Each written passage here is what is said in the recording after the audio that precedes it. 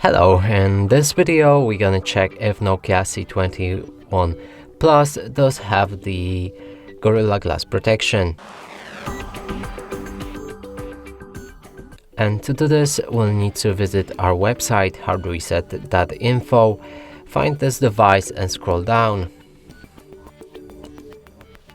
On the bottom you should find Read More, click on it, scroll down again, and here's the display. If device have the Gorilla Glass LCD protection, it's usually displayed underneath the display, but if it doesn't, it's not. And here in this example, Nokia C21 Plus doesn't have Gorilla Glass protection. And that's it for this video. Hope you like it. Please consider subscribing to our channel, leave a like and a comment below.